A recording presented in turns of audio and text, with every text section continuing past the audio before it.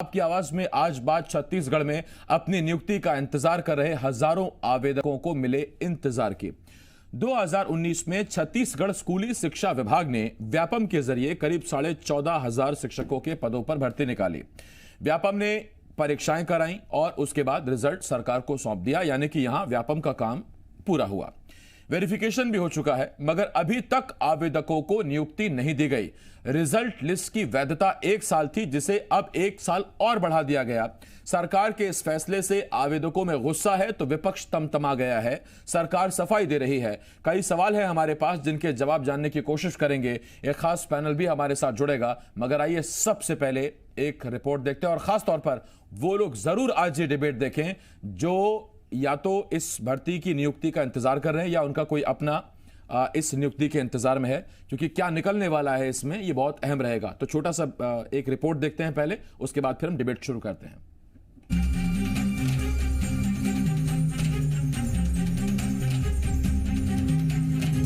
छत्तीसगढ़ में शिक्षक के पदों के लिए अपनी ज्वाइनिंग का इंतजार कर रहे युवाओं के लिए इंतजार अब 1 और साल बढ़ गया है। दरअसल स्कूल शिक्षा विभाग में भर्ती के लिए व्यापम से जारी हुए रिजल्ट की वैधता को बघेल सरकार ने 1 साल और बढ़ा दिया है। लोक शिक्षण संचालनालय ने 9 मार्च 2019 को 14,580 पदों पर सीधी भर्ती के लिए विज्ञापन जारी किया था।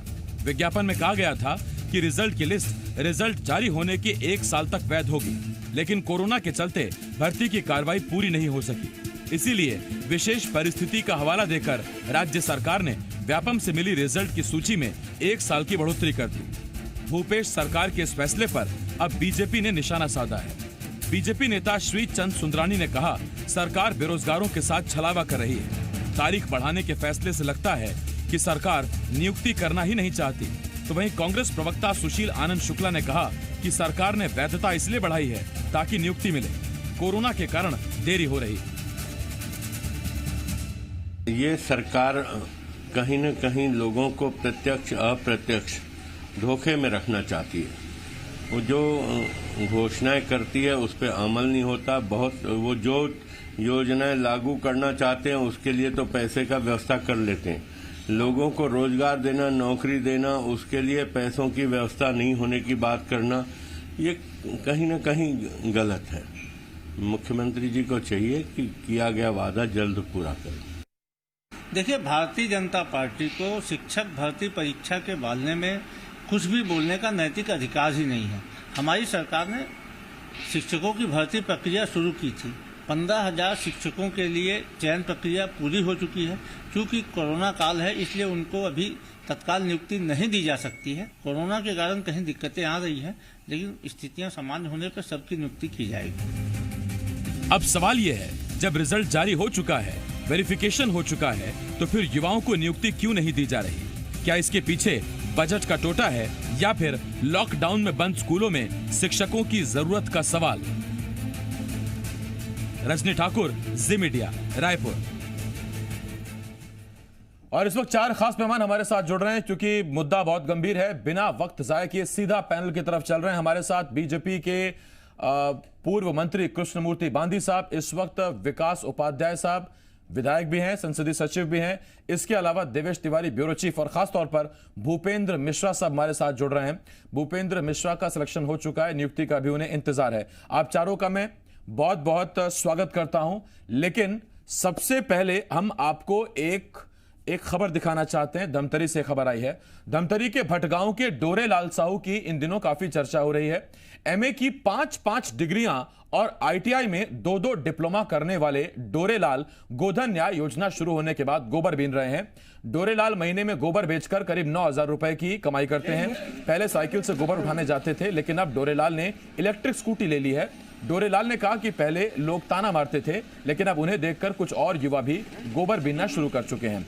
वहीं बीजेपी विधायक रंजना साहू ने भूपेश सरकार पर आरोप लगाते हुए कहा कि कांग्रेस सरकार ने 2 साल में बेरोजगारों के लिए कुछ नहीं किया, ना तो बेरोजगारी भत्ता दिया और ना ही रिक्त पदों पर नियुक्तियां की। उन्होंने कहा कि डोरेलाल को गोबर बेचकर गाड़ी खरीदने की फोटो सीएम बघेल पर ट्वीट और फेसबुक पर डालकर वाहवाही लूट रहे हैं, लेकिन 2 सालों में उन्होंने कुछ भी नहीं किया। तो ये डोरेलाल हैं।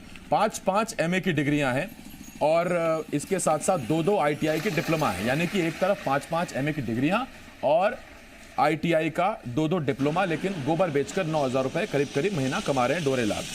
अब 4 मेहमान हमारे साथ जुड़े हुए हैं। सबसे पहले विकास उपाध्याय जी, आपके पास आ रहा हूं। विकास उपाध्याय जी, ये विकास है, पहले साइकिल पर गोबर बीनते थे, अब इलेक्ट्रिक स्कूटी पर गोबर बीनते हैं, और एजुकेशनल क्वालिफिकेशन ये कि 5-5 MA की डिग्रियां हैं, और इसके साथ 2 डिप्लोमा है ITI के, और अब घर का जो खर्च चल रहा है वो गोबर बीन कर चल रहा है।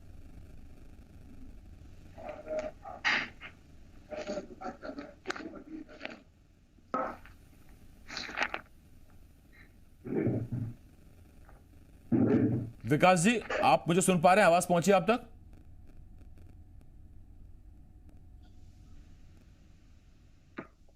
हेलो, आपको मेरी आवाज आ रही है? हाँ, मैं विकास जी सुन पा रहा हूं आपको। सवाल सुन लिया आपने मेरा, या दोहराऊं? एक बार सवाल दोहराइए। जी विकास जी, मैंने ये पूछा कि हमने धमतरी के जिस डोरेलाल की खबर दिखाई अभी, जिसके पास MA की 5-5 डिग्रियां हैं, जिसके पास ITI के 2 डिप्लोमा हैं, उसके पास कोई नौकरी नहीं है, गोबर बीन रहे हैं, 9,000 रुपए महीना कमाते हैं, तो ये वाकई विकास है? युवाओं को रोजगार मिल रहा है? देखिए, पिछले 15 साल में भारतीय जनता पार्टी की सरकार इस राज्य में थी, और भारतीय जनता पार्टी की सरकार की कभी मंशा नहीं रही कि रोजगार लगाना है। हम तो रोजगार लगाना चाहते हैं। हम अपने मैनिफेस्टो में, अपने घोषणा पत्र में भी इस बात का उल्लेख हम लोगों ने किया, और सरकार में भूपेश बघेल जी की सरकार बनने के बाद, उनके मुख्यमंत्री बनने के बाद तत्काल 2 महीने में शिक्षकों को भर्ती को लेकर विज्ञापन हुआ, और लगातार अच्छा। दूसरी महत्वपूर्ण बात, में धमतरी की विधायिका जी की बात सुन रहा था, वो उन्होंने इसके लिए कुछ कहा है। अगर कोई व्यक्ति रोजगार करना चाहे, पढ़ा लिखा है, अगर गोबर उठाकर वो कोई रोजगार उत्पन्न कर रहा है या अपने आय का साधन बना रहा है, तो इसमें बुराई क्या है? वो पढ़ा लिखा है। आज एक पढ़ा लिखा व्यक्ति, हम तो रोजगार के अवसर तलाश कर रहे हैं, रोजगार के अवसर दे रहे हैं। इसलिए सरकार, आप देखिए किस प्रकार से जो शिक्षकों की नियुक्ति 15 साल में, जिसके लिए कोई विज्ञापन नहीं हुआ, उसके लिए सरकार बनते ही 2 महीने में विज्ञापन किया गया कि पढ़े लिखे लोगों को इसमें रोजगार मिले। आपसे विकास जी एक सवाल और, जब वेरिफिकेशन भी हो चुका है, जब रिजल्ट भी आ चुका है, 1 साल की मियाद भी खत्म होने वाली है, तो फिर नियुक्ति दे दीजिए ना। बीजेपी कह रही है कि एक तरफ आपके पास गोधन न्याय योजना के लिए पैसा है, आपके पास नए विधानसभा भवन को 3 साल के अंदर अंदर बनवाने के लिए पैसा है, लेकिन जो एग्जाम दे चुके हैं, नियुक्ति का इंतजार कर रहे हैं, उनकी नियुक्ति का पैसा नहीं आपके पास। देखिए, उसको भरना है, इसीलिए विज्ञापन हुआ, और उसकी 1 साल को बढ़ाने का काम भी इसीलिए किया गया, क्योंकि हमारी मंशा साफ है। अभी तो प्रथम चरण है 15,000 का, 14,580 पहले चरण में, 60,000 शिक्षकों की भर्ती करनी है, उसकी प्रक्रिया भी हम पूरी करेंगे। अभी इस पूरे प्रोसेस में 15 लाख से ज्यादा लोगों ने इस परीक्षा को दिया। व्यापम ने इसकी परीक्षा कंडक्ट कराने के बाद इसका प्रोसेस होता है। प्रोसेस के तहत बहुत कोरोना काल जैसी स्थिति आ गई, उसके साथ साथ में आप इन पूरे साल में नगर निगम, नगर पालिका और नगर पंचायत के चुनाव भी थे, आचार संहिता लगी, वो तमाम चीजें इस चुनाव में इन्वॉल्व थी। तो इस पूरी प्रक्रिया में थोड़ा सा विलंब हुआ। ठीक, मैं आपके पास आता हूं, इसमें जरा विलंब ना हो जाए, मैं आता हूं आपके पास विकास जी। देवेश, पहले मैं आपके पास आ रहा हूं, बांदी साहब उसके बाद आपके पास, और भूपेंद्र जी आपके पास आता हूं। देवेश, आपसे मेरा सवाल, कोरोना मार्च मान लीजिए आप, छत्तीसगढ़ में मार्च में केसेस आने शुरू हुए थे, क्या उससे पहले वेरिफिकेशन हो चुका था? क्योंकि वेरिफिकेशन के लिए आपको साक्षात वहां मौजूद रहना पड़ता है, अपने डॉक्यूमेंट्स दिखाने पड़ते हैं। क्या वेरिफिकेशन उससे पहले हो चुका था? और दूसरी बात यह कि अब सिर्फ नियुक्तियों का ही तो आवंटन होना है कि आपको कौन सा स्कूल है वहां पर आपको ज्वाइन करना है, उसमें कोई दिक्कत है क्या अभी? देखिए, जो बहुतायत में व्याख्याता की जिन भर्तियां हो रही हैं, उनमें 11-12 हजार लोगों का वेरिफिकेशन हो चुका है। उनकी सूची व्यापम के द्वारा वेरीफाई करने के बाद एजुकेशन डिपार्टमेंट ने वेरीफाई कर लिया है, और डिपार्टमेंट को सूची मिल चुकी है, केवल उनको स्कूल देने का काम बाकी है। इसके अलावा बहुत सारे शिक्षक ऐसे हैं जिनकी भर्ती में बाद में एक क्लॉज जोड़ा गया कि वो स्थानीय होना चाहिए, स्थानीय का आशय संभाग का होना चाहिए। बस्तर संभाग का आदमी वहीं ज्वाइन करेगा, सरगुजा संभाग का आदमी वहीं ज्वाइन करेगा। इस चक्कर में कुछ 2,500 के लगभग पद जो हैं जिनके वेरिफिकेशन अटका हुआ है, मामला हाईकोर्ट में चला गया है, और उसमें बहुत जल्द फैसला आने वाला है। तो कुछ पदों को छोड़ करके बाकी तमाम पदों पर स्थितियां स्पष्ट हो चुकी है। सरकार जब चाहे, जिस दिन चाहे, भर्ती ले सकती है, लेकिन भर्ती अभी नहीं ली जा रही है। भूपेंद्र जी, अब मैं आपके पास आ रहा हूं, उसके बाद बांदी साहब आपके पास आता हूं। भूपेंद्र जी, सबसे पहले ये कहना जब चाहूंगा नई कि सरकार, सवाल तो सुन लीजिए भूपेंद्र जी, मैं जानता हूं कि आपके पास कहने को बहुत कुछ है, लेकिन मेरा सवाल सुन लीजिए, परंपरा है सर। भूपेंद्र जी, मैं जानता हूं कि आपको बहुत लंबा इंतजार रहा, 15 साल बीजेपी की सरकार में, कि स्थायी नियुक्ति निकले, संविदा पर नियुक्ति ना हो, आपको संविदा के तहत नियुक्ति ना मिले, लेकिन जब नियुक्ति मिली और उसके बाद 1 साल का इंतजार मिला, तो अब 1 साल के इंतजार के लिए तैयार हैं, या आपको लगता है कि नियुक्ति हो जानी चाहिए जब सारी प्रक्रिया हो गई? मैं यही कहना चाहूंगा कि 14,580 पोस्ट निकाला, हमने कांग्रेस सरकार को धन्यवाद देता हूं, रेगुलर शिक्षकों का निकाला। लेकिन बात यह है कि 1 साल के नहीं 18 महीने का इंतजार है बेरोजगारों का। उसके बाद जब नियुक्ति देने का समय आया कांग्रेस सरकार का, तो इन्होंने 1 साल वैलिडिटी और बढ़ा दी। जब बेरोजगार नौकरी छोड़कर इस पद के लिए तैयारी की है, वो बेरोजगार कहां जाए? उनके घर में रोजी रोटी का सवाल है। समय देने से क्या उनका पेट भरेगा? नहीं भरेगा। उनके घर का पेट भरने के लिए उनको नियुक्तियां चाहिए। 30 सितंबर लास्ट डेट था, इन्होंने 1 साल फिर बढ़ा दिया। क्या बेरोजगार समय के साथ उनको क्या समय से उनका पेट भरेगा? नहीं, उनको रोजगार चाहिए। अभी भी मैं आपको बता देता हूं कि 2700 पोस्ट ऐसे हैं जिनका मेरे भाइयों का भी वेरिफिकेशन नहीं हुआ है। मैं एक चयनित व्याख्याता हूं, मेरा वेरिफिकेशन नवंबर में हुआ था। छत्तीसगढ़ में कोरोना आया मार्च में। कांग्रेस सरकार कहती है कि हमारे पास टाइम नहीं था। 4 महीने का समय एक लिस्ट निकालने के लिए कम पड़ता है। विकास भैया को एक बात और क्लियर कर दूं कि अभी भी हमारे 9,000 शिक्षक ऐसे हैं जिनका पात्र सूची आना बाकी है, और पात्र सूची आना बाकी है। अभी भी वो प्रोसेस स्टार्ट करेंगे तो 2 से 2.5 महीने का वक्त लगेगा। कम से कम उन बेरोजगारों का ध्यान रखते हुए प्रक्रिया तो प्रोसेस स्टार्ट करे। जबकि सरकार संविदा में भर्ती कर रही सेम बजट पर, वह उससे ज्यादा पेमेंट दे रही। इन्होंने जो 3 साल का स्टाइपेंड जोड़ा है, उसमें हमारे जितने बेरोजगार भाइयों का नुकसान हुआ है वो भी सहने को यह तैयार है, क्योंकि संविदा भर्ती जो कर रहे हैं इसमें रेगुलर शिक्षक से ज्यादा उनको पेमेंट दिया जा रहा है। जिस खर्चे पर संविदा भर्ती कर रहे हैं उसी को जो चयनित बेरोजगार हैं उनको नियुक्तियां दिया जाए। हमारा कहना ये है, हमने जो बांदी साहब आपके पास आ रहा हूं, 22 तारीख को रखा था। बांदी साहब आपके पास आ रहा हूं, और कृष्णमूर्ति बांदी जी, मेरा आपसे सवाल ये है कि कम से कम छत्तीसगढ़ के इतिहास में पहली बार किसी सरकार ने स्थायी नियुक्तियां तो निकाली, विलंब हो रहा है, देरी हो रही है, वो सवाल मैं पूछ रहा हूं, लेकिन आपके जमाने में मुझे याद है कभी आपने स्थायी नियुक्ति नहीं निकाली। और यही रमन सिंह हैं, जब प्रदेश अध्यक्ष बने थे 2003 में, जब उनके नेतृत्व में चुनाव हुए थे विधानसभा के, तब संविदा वालों के मंच पर जाकर भरोसा जताया था कि सरकार बीजेपी की बन गई और आपका नियमितीकरण हो गया। वो दिन था और आज का दिन है। 15 साल हो गए आपकी सरकार में, सर, कभी नियमितीकरण नहीं हुआ।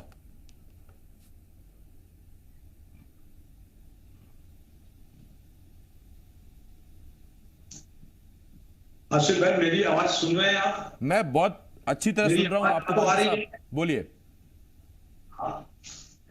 आसिफ भाई, आपने तो जो प्रश्न किया है, आपका जो मूल प्रश्न है कि आज सरकार में जो शिक्षकों की जो भर्ती हुई जी, इस भर्ती पर देर 1 साल का वृद्धि बढ़ गया, इससे जो बेरोजगार लोग हैं उसके जनजीवन में कैसा असर पड़ेगा? आप एक कांग्रेस की जो समस्या है कि 15 साल में भारतीय जनता पार्टी ने नौकरियां नहीं दी, आज कितना शिक्षाकर्मी है जिसकी संविदा में नियुक्ति दिया गया।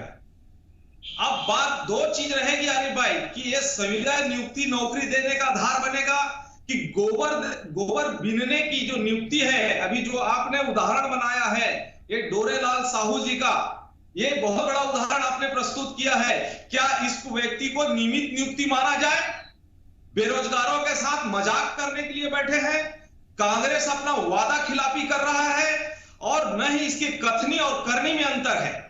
जिस भारतीय जनता पार्टी की सरकार ने पुलिस की विभाग की नौकरी को स्थापित किया, उस स्थापित की नौकरी को पूरी प्रक्रिया करने के बाद, प्रक्रिया बड़े प्रयासों के साथ होता है, बड़े विश्वास के साथ होता है, विभाग उसमें बड़े लंबे समय के साथ होता है। आज 3000 लोगों की भर्ती को, नियुक्तियों को ठंडे बस्ते में डाल दिए। ये कांग्रेस का व्यवहार है, इसकी कथनी करने का अंतर है। दूसरा है कि राजस्व विभाग, वन विभाग में भी ऐसा ही वातावरण बनाया गया और इसी तरीके से ठंडे बस्ते में डाल दिया। बेरोजगारों के साथ बड़ा मजाक किया गया। आज भी आपने आसिफ भाई जो उदाहरण रखा है, डोरेलाल साहू का बहुत बड़ा उदाहरण आपने प्रस्तुत किया है। इसीलिए मैंने वो खबर दिखाई भी कि ये भी एक खबर है। बांदी साहब, मैं लौट रहा हूं आपके पास, क्योंकि सरकार का पक्ष रखने के लिए है हमारे पास उपाध्याय साहब, उनसे जरा पूछ लेता हूं। उपाध्याय साहब, मुझे नहीं पता कि नियम क्या है, मैं तो आपसे यह पूछना चाहता हूं कि इस एक साल में क्या इस बात का इन पर नियम था, जितने चयनित आवेदक हैं, व्याख्याता हैं, कि ये कहीं और नौकरी नहीं कर सकते, किसी जरिए से और पैसा नहीं कमा सकते, कहीं और ज्वाइन नहीं कर सकते? दूसरी बात, अब जब आप एक साल का ये और बढ़ा दे रहे हैं वक्त, तो इसमें इस बेरोजगार काल में रहते हुए इनको कोई भत्ता या तो बांध दीजिए या कोई सैलरी बांध दीजिए, ज्वाइनिंग आप देते रहिएगा, या फिर छूट दीजिए कि ये एक साल कहीं और नौकरी कर सके। देखिए, जो परिस्थितियां बनी, मैं भूपेंद्र जी की बात को भी सुन रहा था।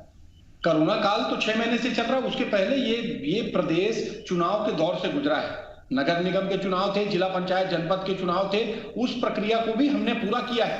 हमारी मंशा साफ है कि हमको बेरोजगारों को रोजगार लगाना है, और इसीलिए जो नियुक्ति विज्ञापन हुआ, उसका कारण ही यही था कि भाई हम अब इस प्रोसेस को चालू कर रहे हैं। जरूर इसको थोड़ा सा ये लेंदी हो गया, और इसको लेंदी हुआ इसीलिए। इसके पहले तो रमन सिंह जी भ्रम फैला रहे थे कि 1 साल हो जाएगा, ये नियुक्ति नहीं कर पाएंगे। अब 1 साल की मियाद को हम लोगों ने पूरा कर दिया, तो भारतीय जनता पार्टी दूसरा बात करती है। भारतीय जनता पार्टी को तो इसमें कुछ बोलने का हक और अधिकार है ही नहीं, क्योंकि पिछले 15 साल में रायपुर की सड़कों पर किस प्रकार से शिक्षा कर्मियों को सिविलियन के नाम में शिक्षा को फैलाना ढिकाना करते करते सरकार से चले गए, वो हम सब लोगों ने देखा, पूरी दुनिया ने देखा है। आज भूपेंद्र जी ने जो बात कहा, मैं धन्यवाद देना चाहता हूं। इस सरकार पे उनको विश्वास है, इसीलिए इसका 1 साल इसको आगे विश्वास बना रहेगा सर, अगर आप जल्दी नियुक्ति भी दे दें। विकास जी, देवेश, मैं तो आपसे एक बात पूछ रहा हूं, जो चुनावी प्रक्रिया या प्रशासनिक समझ है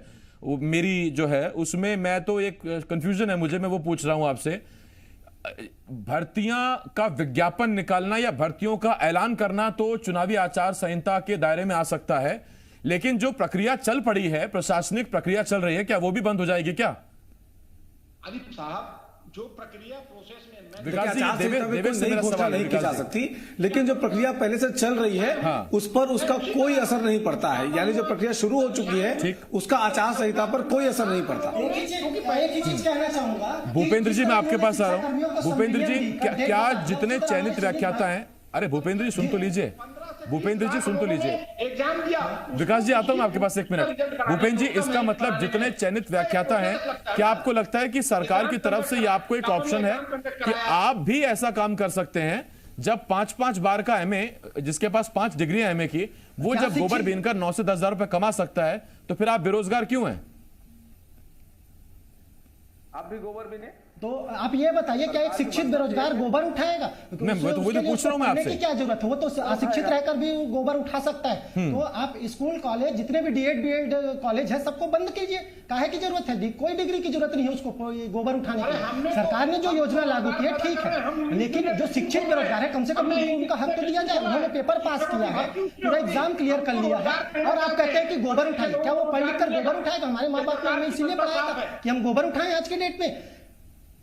और जो भी है कि इन्होंने कहा, जिस तरह शिक्षा कर्मियों का संविलियन का डेट दिया गया, तो चयनित व्याख्याताओं का और हमारे जो जितने भी चयनित भाई हैं, उनको भी एक निश्चित डेट दे दिया जाए, ताकि वो आश्वस्त हो जाए कि हमें हमारी नियुक्ति मिलेगी। लेकिन वो डेट अब तक आ नहीं पा रही। बांदी साहब, देखिए, रोजगार का तो मसला ऐसा है, सरकार से सरकार के सवाल, विपक्ष से विपक्ष के सवाल। बांदी साहब, 30 सेकंड दूंगा मैं आपको सिर्फ। केंद्र सरकार ने भी कहा हर साल 1.5 करोड़ 1 करोड़ रोजगार उपलब्ध कराएंगे। रमन सिंह ने भी कहा रोजगार यहां लाएंगे। ना केंद्र से पूरा हो रहा है, ना यहां से पूरा हो रहा है, तो फिर जनता को फायदा क्या सरकार बदल के? ना आप पूरा कर पा रहे, ना ये पूरा कर पा रहे, टाइम पे टाइम दे रहे हैं, आपने नियुक्तियां की नहीं। आरिफ जी, आरिफ भाई, जिन्हें मौका मिलता है, वो जिनको मौका मिल रहा है, उनको विचार करना चाहिए। अरे तो इनको तो 1.5 साल मिला, आप तो 15 साल रहे, है ना? हमने अपने शिक्षा कर्मी का, हमने तो यही बोल रहे हैं आरिफ भाई, आपको आसिफ भाई बोल रहे हैं कि आज हमने संविदा नियुक्ति कितनी दी, हमने संविदा नियुक्ति कितने दी? नहीं, उस संविदा को आप परमानेंट में क्यों नहीं तब्दील कर पाए? आप ही ने वादा किया था। हमने संविदा की बात रेगुलर की, ये तो रेगुलर भी नहीं दे रहे हैं, गोबर बिनवा रहे हैं लोग। कांग्रेस के लोग तो गोबर गिनवा रहे हैं और उसको अच्छा मान रहे हैं कि अगर क्या बुराई है इससे पहले कि इस डिबेट का और गुड़गोबर हो जाए, जितनी चीजें थी निकल कर आ गई हैं। बहुत बहुत धन्यवाद आपका कृष्णमूर्ति बांदी साहब, विकास जी बहुत धन्यवाद आपका, देवेश, भूपेंद्र जी आपका बहुत धन्यवाद हमारे साथ जुड़ने के लिए। बात साफ है, 2019 में विज्ञापन निकाला, परमानेंट भर्ती देंगे, टीचर बनाएंगे, व्याख्याता बनाएंगे, पेपर हो गए, वेरिफिकेशन हो गया। सरकार कह रही कि कोरोना काल था, चुनाव आचार संहिता लग गई। आचार संहिता तब लगती है जब आप कोई विज्ञापन दें या घोषणा करें। घोषणा पहले हो चुकी थी, प्रक्रिया चल रही है, तो उसके बाद आचार संहिता इसमें आड़े नहीं आती, पहली बात जहां तक हमको जानकारी है। दूसरी बात यह कि 1 साल और बढ़ा दिया, और ये भूपेंद्र जी का बहुत वाजिब सवाल है कि 1 साल अब वो बेरोजगार जो नियुक्ति का इंतजार कर रहा है, यानी उसका ऑफर लेटर अब 1 साल बाद आएगा, तो वो इस 1 साल में क्या करेगा।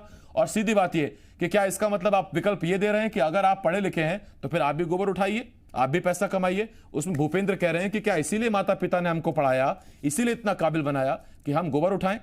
खैर, यहां एक छोटे से ब्रेक के लिए हमको रुकना होगा, ब्रेक के बाद भी तमाम बड़ी खबरें जल्द लौट रहे हैं।